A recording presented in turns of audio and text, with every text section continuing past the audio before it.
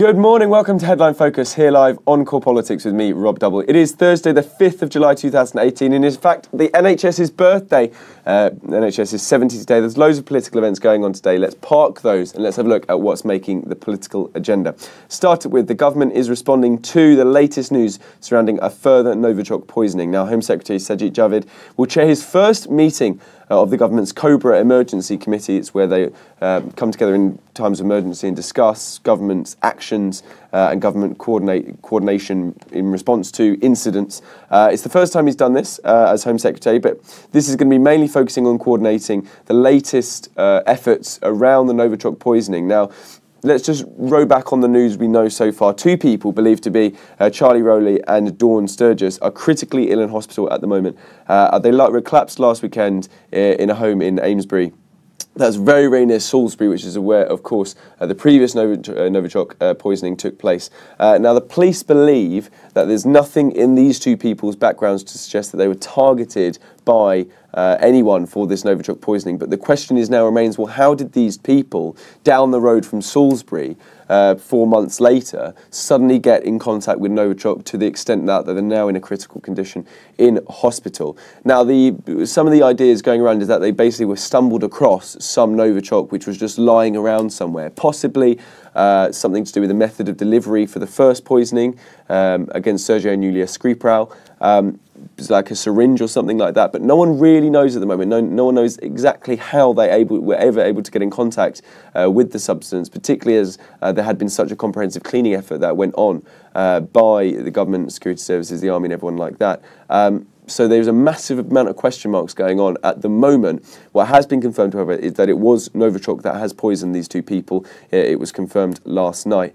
And no doubt in terms of a governmental level, what they'll be looking at now, and in terms of the public reaction as well, is the questions of if there was such a comprehensive clean-up operation, if Prince Charles actually visited Salisbury as a statement of, this town is now totally back to normal, then how have these two people managed to stumble across the substance again and get themselves poisoned by it when they're just down the road? That's going to be the real leading question, I think, going in the next few hours as more information hopefully comes through.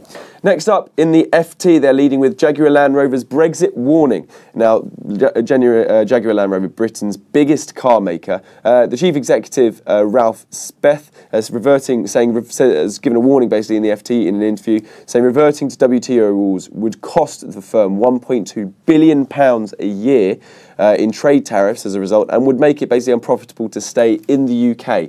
So effectively saying if there's a no-deal Brexit or if it's a reversion to WTO rules, Jaguar Land Rover would seriously consider moving operations outside the UK because it would no longer be profitable. So quite a significant warning. This is a company that employs 40,000 people in the UK and exports about £18 billion worth of goods a year. So a massive, massive employer, but also economic contributor to the country, giving this warning.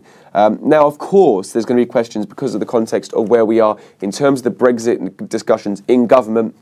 The Chequers meeting, which is happening tomorrow, where the government should be confirming its position on Brexit as a whole government unity, hopefully, as Theresa May says, in terms of unity. There'll be questions about the timing of this, why the Chief Executive has wanted to apply this pressure on the Prime Minister by making the case of this was what will happen with our company if you go down the route of a no deal, if you're unable to get unity in your government.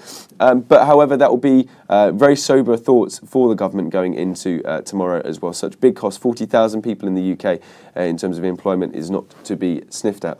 And finally, one more story. Minister apologises for misleading Parliament. Now, this is specifically to do with Esther McVey, the Work and Pensions Secretary. Now, she had to apologise for inadvertently misleading Parliament.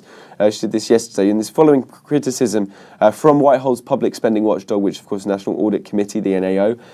In an open letter, the Auditor General, Sir Amias Morse, he's basically took issue with the fact that McVey made remarks regarding the report that the National Audit Office put out towards universal credit, and really quite critical about universal credit and the rollout of universal credit by the government, and indeed the government previous to this under the coalition as well. The concerns mainly centre on the fact that Esther McVey's claims about the National Audit Office had concerns that universal credit was being implemented too slowly. They say that's not correct. McVey's assurance that universal credit was working despite describing the claim as not proven.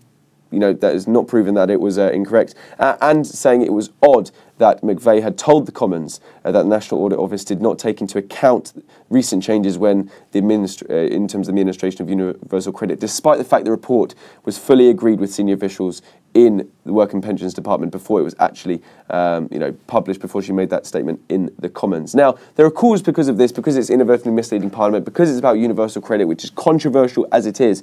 There's a question mark over should she be resigning. Now, obviously, critics of the government, particularly Labour Party, they've caused calls for resignations. However, Theresa May, according to Downing Street sources, has full confidence in Esther McVeigh, so don't expect it to be going anywhere, but certainly something you should be aware of. That's pretty much it for today. You're up to date. Don't forget you can find all the latest on what we're doing here on Core Politics on our Facebook page and Twitter right here. But from me and all the team here at Core London, have a fantastic start to your Thursday.